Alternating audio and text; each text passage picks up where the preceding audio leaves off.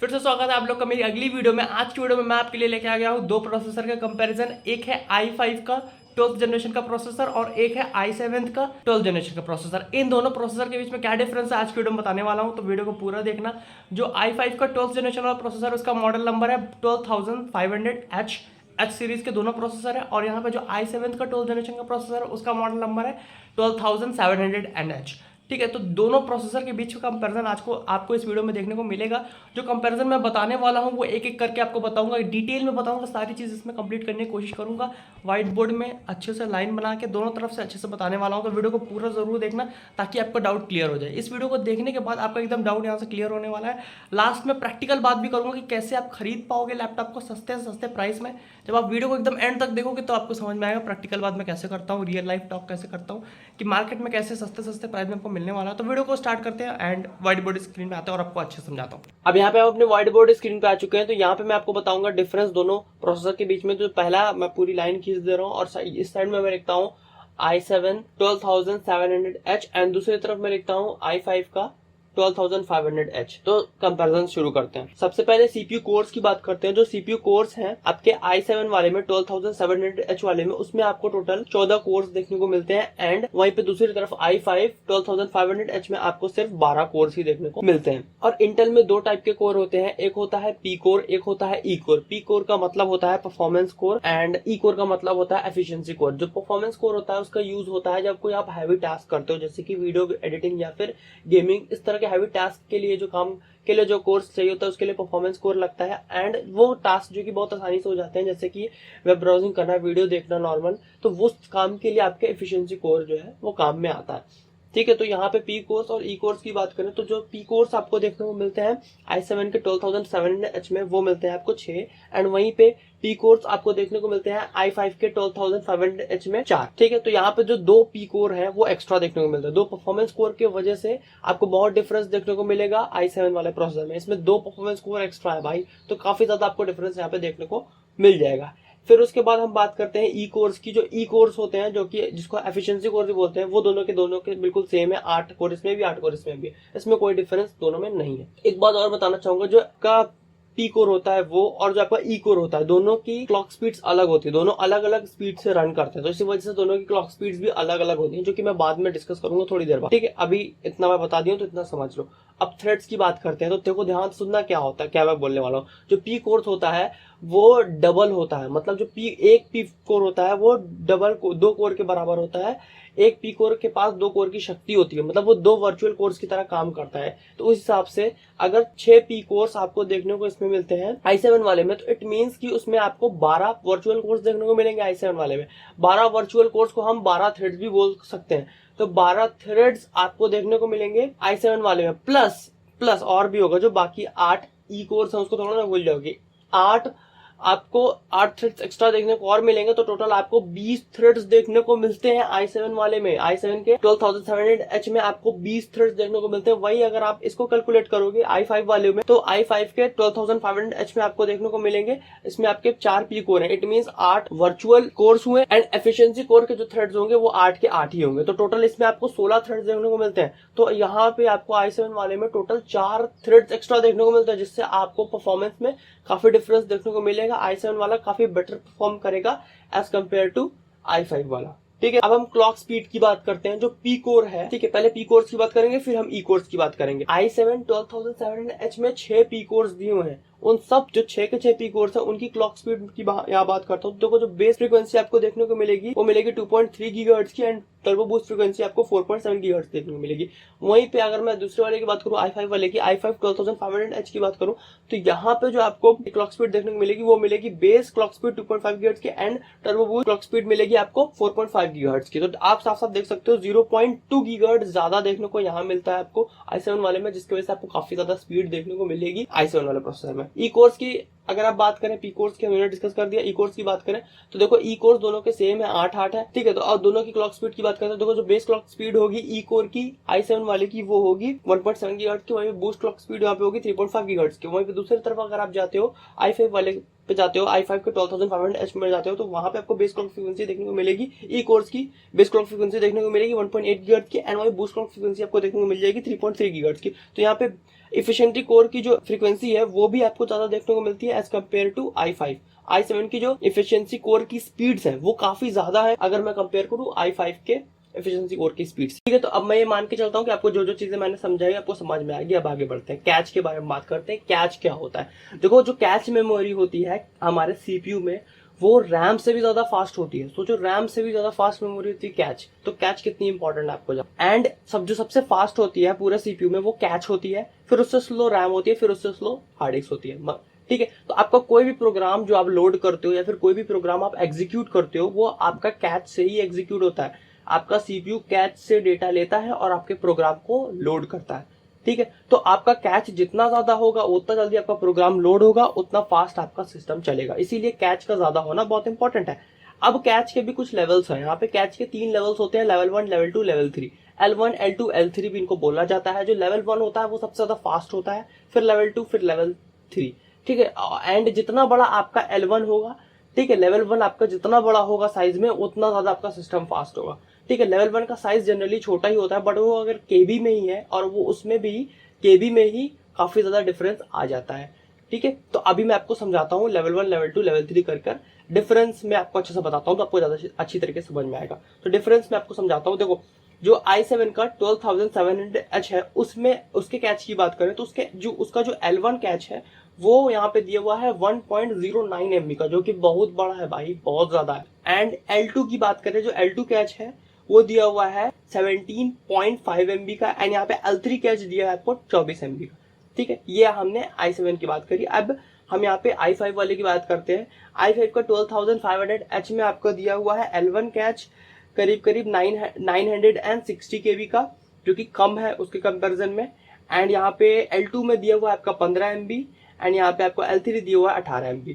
तो आप यहाँ पे साफ तरीके से देख सकते हो कि जो i7 है वो ज्यादा है। यहाँ पे आपको ज्यादा डिफरेंस नहीं दिख रहा होगा L1 में दिख रहा होगा कि आप L1 को कंपेयर करोगे तो देखो कि i5 और i7 में सिर्फ कुछ केबी का ही डिफरेंस है, बट वो केबी ही बहुत डिफरेंस ला देती है, क्योंकि L1 कैच छोटा तो होता है लेकिन वो बहुत फास्ट होता है। अगर आप केबी भी कंपेयर करते हो, यहाँ पे 960 केबी है एंड वहाँ पे 1 MB है, मतलब 1000 केबी, तो मतलब सिर्फ 50-60 केबी का ही डिफरेंस हुआ, ज्यादा थोड़ा सा डिफरेंस हुआ। तो वही 50-60 केबी भी आपका बहुत डिफरेंस ला देती है स्पीड के मामले में, क्योंकि L1 छोटा होता है लेकिन बहुत फास्ट होता है। तो अगर आपका 50-60 केबी भी ज्यादा है, इट मीन्स की वो काफी फास्ट है। इट मीन्स की i7 काफी फास्ट होगा as compare to i5। I hope आपको कैच समझ में आ गया होगा और डिफरेंस भी जो है दोनों का समझ में आ गया होगा। अब बस फ्रीक्वेंसी की बात करते हैं तो दोनों में 100 मेगाहर्ट्ज की बस फ्रीक्वेंसी दी हुई है।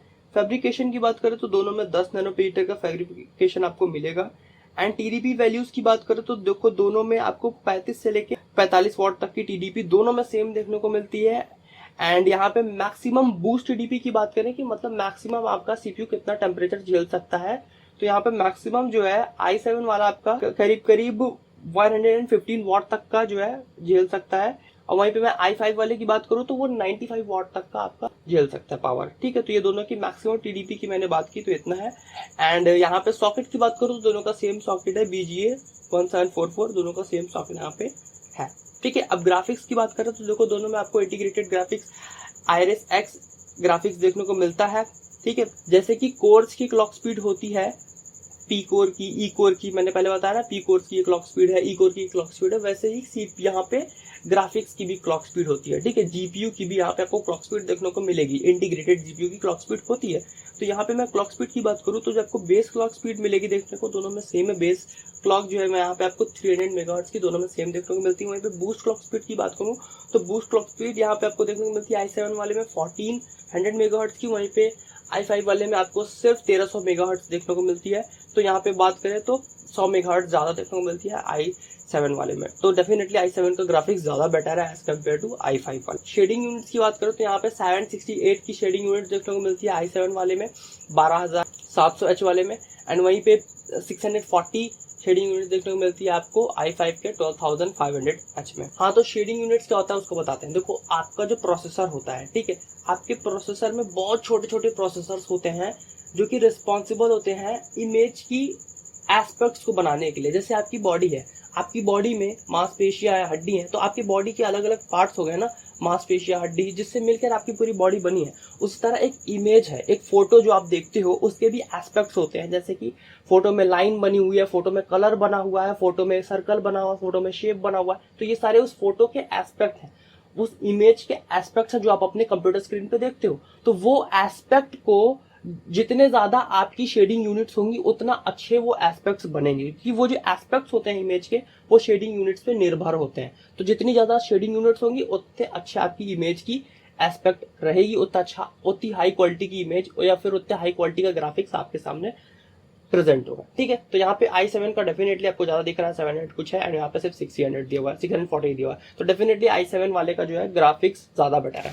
फिर अगला है TMU एंड ROPs की बात करते हैं, तो देखो TMUs देखने को मिलेगा आपको i7 में 48 एंड i5 वाले में 40, एंड ROPs आपको देखने को मिलेगा 12700H में 24 एंड वहीं पे आपको 12500H में 20। ठीक है, तो अब TMUs और ROP क्या होता है उसको समझाता हूँ। TMU का फुल फॉर्म होता है टेक्सचर मैपिंग यूनिट। इसको ध्यान से समझना, मैं एकदम सिंपल भाषा में आपको समझाऊंगा, आपको जरूर समझ में आएगा। देखो, अब जैसे आप कोई भी 3D ग्राफिक्स देखते हो, कोई भी गेम खेल रहे हो, 3D चीज देख रहे हो अपने फोन में, ठीक है, कोई भी 3D चीज देखते हो, तो उसमें क्या होता है कि आप देखोगे कोई भी 3D चीज आप जब देखते हो तो वो रोटेट हो रही होती है। ध्यान से देखोगे तो वो रोटेट भी होती है, साइज भी छोटा बड़ा होता है, रीसाइज होता है उसमें।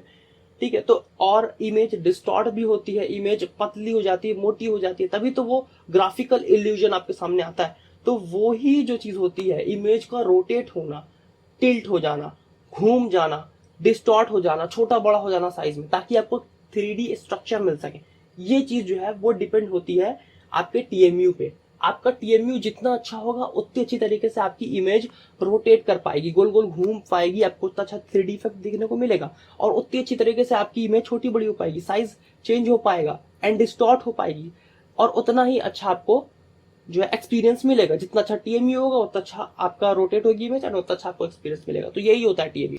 ROP मतलब होता है रेस्टर ऑपरेशन पाइपलाइन, ये बोल सकते हो एक हार्डवेयर कंपोनेंट होता है। ये कोई जो इसके पहले जितनी भी चीज मैंने बताया वो सब सॉफ्टवेयर कंपोनेंट था, बट ये हार्डवेयर है, ये चिप की तरह जो है आपके CPU में लगा होता है, एंड ये जो आपका एकदम फाइनल स्टेज होता है, सारी चीज प्रोड्यूस होने के बाद जो आखिरी में आपको रिजल्ट मिलता है उस पे डिपेंड होता है। तो मतलब आपका ROP जितना अच्छा होगा उतना अच्छा आपको फाइनल आउटपुट या रेंडर होके फाइनल आउटपुट मिलेगा। ठीक है, तो यहाँ पे आप देख सकते हो TMUs है और ROPs है, वो दोनों ही ज्यादा है i7 का as compare to i5। And फिर उसके बाद आता है एग्जीक्यूशन यूनिट। तो एग्जीक्यूशन यूनिट 96 आपको i7 को देखने को मिलता है एंड 80 आपको देखने को मिलता है i5 का। ठीक है, तो एग्जीक्यूशन यूनिट क्या होता है मुझे नहीं पता है, अगर आप लोग को पता है तो आप लोग कमेंट में बता दो, अगर नहीं पता तो यार खुद गूगल करके थोड़ा सा सर्च कर लो, थोड़ा सा खुद ही नॉलेज ले लो।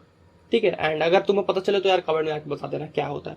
फिर मैं रैम सपोर्ट की बात करूँ तो देखो दोनों में रैम जो है वो एक ही तरह की सपोर्ट होती है, जो भी चीज़ें मैं यहाँ पे डाल दे रहा हूँ। मेमोरी साइज भी जो मैक्सिमम रैम सपोर्ट है दोनों का 64 GB है, वो भी मैं यहाँ पे डाल दे रहा हूँ, आप देख सकते हैं। अब ये मैं मान के चल रहा हूँ कि अभी तक जो जो चीज़ मैंने आपको समझा आपको समझ में आ गई होंगी। अब आगे बढ़ते हैं। ठीक है, फिर भी अगर आपको कुछ डाउट है, कुछ पूछना चाहते हो तो कमेंट बॉक्स है, आप जो भी चाहो पूछ सकते हो मुझसे, मैं आपका जवाब दे दूंगा। अब आगे बढ़ते हैं बेंचमार्क्स की तरफ। बेंचमार्क्स में आपको बताता हूँ जो जो निकल के आए हैं। Geekbench 6 सिंगल कोर का जो स्कोर आया है i5 12500H का वो आया है 2241 एंड i7 12700H का आया है 2280। ठीक है, यहाँ पे जो कि आप देख सकते हो साथ साथ i7 है वो 2% ज्यादा फास्टर है एज कम्पेयर टू i5। फिर आगे बढ़ते हैं Geekbench 6 मल्टी कोर स्कोर की तरफ। तो वहां पे आप देख सकते हो जो i5 12500H का स्कोर आया है वो आया है 9961, वहीं पे i7 12700H का स्कोर आया है 11424। यहाँ पे आप साफ साफ देख सकते हो कि जो i7 है वो करीब करीब 13% ज्यादा अच्छा परफॉर्म कर रहा है एज कम्पेयर टू i5। फिर आगे बढ़ते हैं Geekbench 5 पे आते हैं। Geekbench 5 अलग तरीके से मेजर करता है, Geekbench 6 अलग तरीके से मेजर करता है। तो Geekbench 5 सिंगल कोर का स्कोर की मैं बात करूं तो i5 12500H का स्कोर आया है 1674 एंड वहीं पे i7 12700H का स्कोर आया है 1607। ठीक है, तो यहाँ पे i5 ने 4% ज्यादा बेटर परफॉर्म इस स्कोर में किया है। फिर कंपेयर करते हैं Geekbench 5 मल्टी कोर को, तो वहां पे i5 12500H का स्कोर आया है 9780 एंड वहीं पे i7 12700H का स्कोर आया है 12103।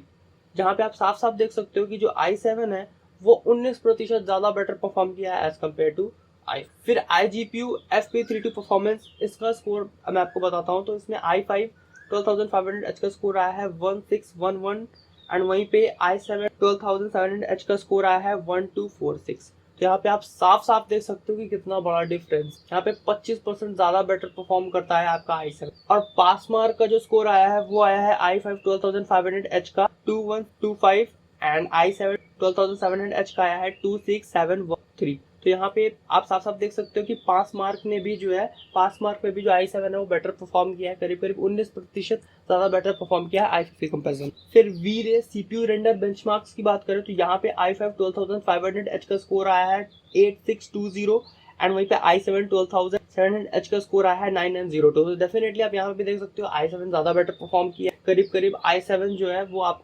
13% ज्यादा बेटर परफॉर्म किया है एज कम्पेयर टू i5। तो आप साफ साफ यहाँ पे डिफरेंस देख सकते हो। एंड अगर मैं कंक्लूजन की बात करूँ तो मैं आपको डेफिनेटली i7 के साथ ही जाने को बोलूंगा। i7 बहुत अच्छा है अगर आप उसको i5 के साथ कंपेयर करते हो। जो i7 12,700H है वो करीब करीब 20 से लेके 25% ज्यादा बेटर है in terms of graphics and processing, सारी चीज में बेटर है। 20 से 25% ज्यादा बेटर है आपके i5 12,500H। ठीक है, तो यहाँ पे जितनी भी फालतू बातें थी, मतलब स्पेसिफिकेशन और ये सारी चीजें, वो हो गई हैं क्लियर। आई होप आपको सब क्लियर हो गया होगा। नहीं क्लियर हुआ है तो फिर से देख लो, इससे ज्यादा मैं कुछ नहीं कर सकता। अगर फिर भी कोई डाउट है तो कमेंट कर सकते हो। मैं मान के चलता हूँ आपको सब चीज क्लियर हो गया। आप प्रैक्टिकल बात करते हैं, रियल लाइफ टॉक करते हैं, जो कोई नहीं करता, जो सिर्फ मैं करता हूँ। ठीक है, तो यहाँ पे मैं बताऊंगा कि अगर आप मार्केट में खरीदने जाओगे इन प्रोसेसर वाले लैपटॉप्स को, ठीक है, मतलब वो लैपटॉप जिसमें प्रोसेसर लगे हुए आते हैं, और अगर मार्केट में जाओगे इन लैपटॉप्स को खरीदने के लिए, तो कौन सा लैपटॉप आपको लेना चाहिए, कौन सा लैपटॉप आपको कैसे मिलेगा, सस्ते में कैसे लोगे और बेस्ट से बेस्ट चीज कैसे लोगे, वो आप आगे देखोगे तो समझ में आएगा कैसे लोगे। हाँ, तो यहाँ पे मैंने आपके लिए देखो 2 लैपटॉप्स निकाल के रखे हैं। ठीक है, एक इसमें से लैपटॉप है जो कि है इन्फिनिक्स ZeroBook, आपने शायद इसके बारे में सुना ही होगा, बहुत फेमस है। ठीक है, एक इसमें लैपटॉप है i7 वाला एंड एक इसमें लैपटॉप है i5 वाला। जो i7 वाला है उसमें i7 का 12,700H प्रोसेसर लगा हुआ है एंड i5 वाले में 12,500H प्रोसेसर लगा हुआ है। ठीक है, तो दोनों लैपटॉप्स आपको देखो स्क्रीन में दिख रहे हैं। हाँ, अब मैं आपको बताऊंगा आपको उसको कैसे खरीदना है, कब खरीदना है और किस प्राइस पे खरीदना है। तो ये चीज़ ध्यान से एकदम सुनना, तो आपको ज़्यादा मजा आने वाला है। ठीक है, अभी देखो दोनों लैपटॉप्स मैंने यहाँ पे खोल लिए हैं अपने स्क्रीन पे, तो आप देख सकते हो साइड बाय साइड मैंने उसे देख सकते हो, सब चीज़ सेम है, बस प्रोसेसर डिफरेंट है। i7 वाले में i7 वाला है, i5 वाले में i5 वाला है। ठीक है, प्राइस आप देख सकते हो, जो i7 वाला लैपटॉप है ZeroBook, उसका प्राइस अगर आप चेक करते हो तो वो 70,000 के करीब करीब है। ठीक है, 70,000 का आपको पड़ेगा। एंड वहीं पे अगर आप i5 वाला देखते हो तो उसका प्राइस है यहाँ पे आपको 60,000 पड़ेगा। मतलब अभी आपको 10,000 का डिफरेंस मिल रहा है। आप 10,000 एक्स्ट्रा पे करोगे तो आपको 20 से 25% का जो है परफॉर्मेंस में इंक्रीमेंट मिलेगा। मैंने 20 से 25% क्यों मिलेगा ये मैंने पहले समझा दिया, कंक्लूजन वगैरह में पूरा स्पेसिफिकेशन समझा दिया। 20-25% आपको डिफरेंस मिलेगा। आपको 10,000 रुपये पे करने पड़ेंगे। 10,000 is equal to 20-25% performance increment in performance बोल सकते हो। ठीक है, 10,000 रुपये एक्स्ट्रा दो, 20-25% परफॉर्मेंस ज़्यादा ले जाओ। तो ये काफ़ी अच्छी डील है। अगर आपको, जैसे अगर आपको इंसान ऐसे खरीद रहा है 10,000 रुपये ज़्यादा दे रहा है, उसे 20-25% परफॉर्मेंस बेटर मिलेगी, तो डेफिनेटली ये बहुत वैल्यू फॉर मनी डील है। बट मैं अभी आपको एक अच्छा तरीका बताने वाला हूँ, इसको खरीदने का सही तरीका ये नहीं है। ठीक है, तो अभी मैं आपको सही तरीका बताऊँ। देखो यहाँ पे जो i5 वाला है इसकी लिंक मैं यहाँ पे कॉपी करता हूँ एंड इसको मैं प्राइस हिस्ट्री में जाके आपको दिखाता हूँ। यहाँ पे मैं इसकी लिंक पेस्ट करता हूँ एंड इसे सर्च करता हूँ। मैं आपको इसमें एक मैजिक दिखाऊंगा। अभी देखो इसका ग्राफ देखो कितना ऊपर नीचे जा चुका है। तो अभी ज़्यादा नहीं, सिर्फ आप 2 महीने पहले देखो, 2 महीने कह रहा हूँ, सॉरी 4 महीने पहले देखो आप। अगर इसका प्राइस चेक किए होते करीब करीब फरवरी में, 14 फरवरी को अगर आप इसे देखे होते वैलेंटाइन के दिन, तो इसका प्राइस था करीब करीब 50,000 रुपये। आपको 50,000 में मिल जाता भाई। उसमें से अगर आप बैंक डिस्काउंट वगैरह लगा देते तो 45 में मिल जाता। 45,000 में आपको लैपटॉप मिल जाता बहुत ईजिली, कोई बुरी बात नहीं। तो मैं इसको मान के चलता हूँ 50,000 प्राइस दिखा रहा है 50,000। ठीक है, एंड अगर मैं i7 वाले का यहाँ पे आपको यही सेम प्रोसेस i7 वाले के साथ करूँ, तो मैं अभी इसका लिंक कॉपी करता हूँ और इसको मैं आप पेस्ट करके मैं i7 वाले के साथ सेम चीज़ करके आपको बताता हूँ, तो आपको ज़्यादा अच्छी तरीके समझ में आएगा कि मैं बोलना क्या चाह रहा हूँ। इसका ग्राफ देखो कितना ऊपर नीचे इसका भी ग्राफ है। इसमें अगर आप देखोगे तो इसका जो है मिनिमम प्राइस गया है 65,000 से नीचे कभी गया ही नहीं। उसका 50,000 गया है, इसका 65,000 गया। इट मीन्स कि अगर आप सेल वाला प्राइस चेक करते हो तो 15,000 का डिफरेंस आता है। मतलब अगर आप 15,000 रुपये एक्स्ट्रा दोगे तो आपको 20% परफॉर्मेंस में इंक्रीमेंट मिलेगा। ठीक है, 15,000 कम दोगे i5 को प्रोसेसर मिलेगा 12,500H वाला, तो उसमें क्या होगा 20% परफॉर्मेंस कम मिलेगी। 15,000 कम देने पे 20% परफॉर्मेंस कम हो जाएगी। 15,000 ज़्यादा दोगे 20% परफॉर्मेंस बढ़ जाएगी। तो देखो अगर वैल्यू फॉर मनी की बात करें तो देखो दोनों ही लैपटॉप वैल्यू फॉर मनी है।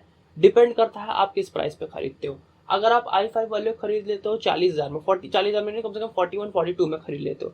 देखो अभी जो है, अभी मैं एक चीज़ और बताने वाला हूँ, 15 अगस्त आने वाला है। 15 अगस्त के पहले एक सेल आएगी, बिग बिलियन डेज की सेल होती है, 15 अगस्त की सेल होती है, तो बहुत सारी सेल आएंगी। उसमें आपको ये लैपटॉप आराम से 41,000 42,000 के बीच में मिल जाएगा, 40 से लेके 45 के बीच में मिल जाएगा। ठीक है, i5 वाले की बात कर रहा हूँ, i5 12,500 वाले की बात कर रहा हूँ। वो लैपटॉप आपको आराम से 40 से 45,000 के बीच में मिल जाएगा। आपको मेरे बात में बिलीव नहीं हो रहा होगा ना, कि आपको लग रहा हो कि यार ये कैसे मैं बोल रहा हूँ, 60,000 का लैपटॉप है, कैसे मिला। मैं आपको खुद लाइव वीडियो बना के दिखाने वाला हूँ, देख लेना। चैनल को सब्सक्राइब करके रखो, आपको लाइव दिखाऊंगा कैसे इसको 40-45,000 में लैपटॉप गिर जाएगा। बस आपके पास कुछ बैंक कार्ड जो होता है वो होना चाहिए, तो आपको 45 तक तो आराम से मिल जाएगा लैपटॉप। आपको बस सेल का वेट करना है, ठीक है, तो आपको जरूर मिलेगा 45 तक में लैपटॉप। आपको मेरी बात पे बिलीव शायद नहीं हो रहा होगा, आप चैनल को सब्सक्राइब कर लो, मैं आपको प्रूफ दिखाने वाला हूँ आगे चल के जब सेल होगी तो। एंड उसके बाद ये वाला लैपटॉप जो कि क्या बोलते हैं, जो कि 70,000 का है, ये भी आपको आराम से करीब 65 यहाँ पे दिखा रहा है, तो 60 के करीब, 60 के नीचे पहुंच जाएगा। तो डिपेंड करता है आप किस प्राइस पॉइंट पे लेते हो, आपकी नीड के हिसाब से जो सा लैपटॉप आपको बेटर लगे, जो सा आपके बजट में है, वो आपको लेना चाहिए। अब अगर आप सही प्राइस पे लेते हो तो तब वो वैल्यू फॉर मनी होगा, सही प्राइस पे नहीं लेते अभी बेवकूफ जैसे खरीद लेते हो 60,000 रुपए देके, 70,000 रुपए देके, तो फिर अब मैं कुछ नहीं कर सकता, तो फिर वो बिल्कुल वैल्यू फॉर मनी नहीं। अगर आपको पूरा फायदा उठाना है, आपको सेल पे लेना पड़ेगा। अगर आप 40,000 में या फिर 41 से लेके 45 के बीच में i5 वाला लैपटॉप लेते तो वो बेस्ट होगा। या फिर अगर आप 60 से लेकर 65 के बीच में i7 वाला लैपटॉप लेते हो तो वो वैल्यू फॉर मनी होगा मेरे हिसाब से। और मैं ये दोनों जो बोल रहा हूँ मैं आपको प्रूफ करके दिखाऊंगा आने वाले टाइम सेल में, मैं आपको प्रूफ करके दिखाऊंगा। आपको बिलीव नहीं, चैनल को सब्सक्राइब कर लो, आपको जरूर मैं आपको प्रूफ के साथ मिलूंगा अगले वीडियो में। ठीक है, तो बस आज की वीडियो में इतना, मैं अगले वीडियो में, तो तक के लिए बाय बाय।